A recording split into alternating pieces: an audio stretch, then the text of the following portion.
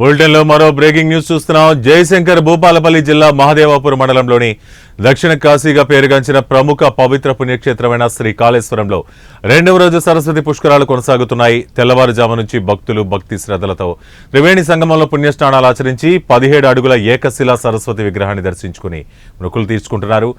తదనంతరం శ్రీ కాళేశ్వర ముక్తేశ్వర స్వామి వారిని దర్శించుకుని అనుబంధ దేవాలయాలైన సరస్వతి మరియు సుభానందాదేవి అమ్మవార్లను దర్శించుకున్నారు.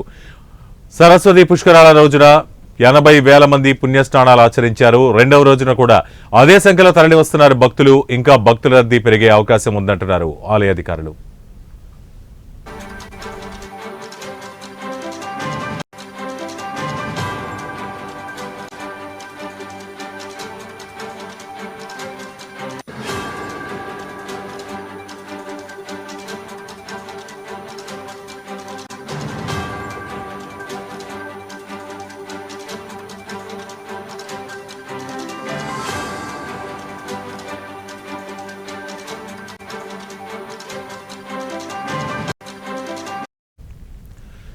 సాయంత్రం 4:30 డిప్యూటీ సీఎం మల్లు బట్టి విక్రమార్క కాళేశ్వరంలో జరుగుతున్న సరస్వతి పుష్కరాలకు హాజరవుతారు. అయితే ముందుగా భక్తుల సౌకర్యార్థం ఏర్పాటు చేసిన టెంట్ సిటీని పరిశీలిస్తారు.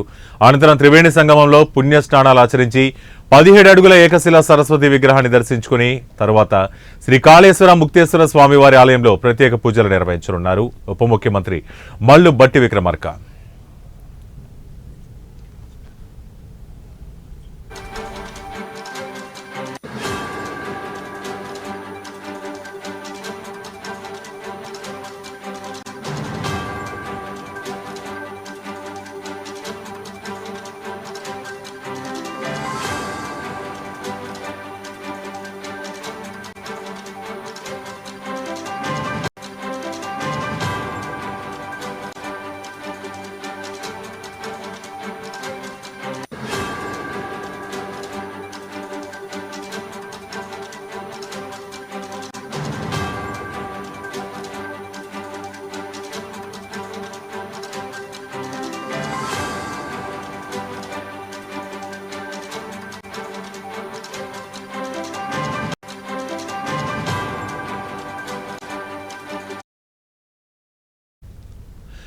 జయశంకర్ భూపాలపల్లి జిల్లా మహదేవాపూర్ మండలంలోని దక్షిణ కాశీగా పేరుగాంచిన ప్రముఖ పవిత్ర పుణ్యక్షేత్రమైన శ్రీ కాళేశ్వరంలో రెండవ రోజు సరస్వతి పుష్కరాలు కొనసాగుతున్నాయి.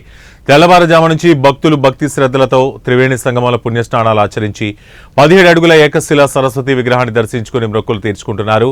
తర్వాత శ్రీ కాళేశ్వర ముక్తేశ్వర స్వామి వారిని దర్శించుకుని అనుబంధ దేవాలయాలైన సరస్వతి మరియు సుభానందాదేవి అమ్మవార్లను దర్శించుకున్నారు భక్తులు. ఇక భక్తుల రద్దీ పెరిగే అవకాశం ఉందంటున్నారు ఆలయ అధికారులు. సాయంత్రం 4:30 డిప్యూటీ సీఎం బట్టి విక్రమార్క కాళేశ్వరంలో జరుగుతున్న సరస్వతి పుష్కరాలకు హాజరవుతారు. అనంతరం త్రివేణి సంగమంలో పుణ్యస్నానాలు ఆచరించి 17 అడుగుల ఏకశిలా సరస్వతి విగ్రహాన్ని దర్శించుకొని ఆ తర్వాత శ్రీ కాళేశ్వర ముక్తేశ్వర స్వామివారి ఆలయంలో ప్రత్యేక పూజలు నిర్వహించుకున్నారు ఉప ముఖ్యమంత్రి మల్లు బట్టి విక్రమార్క.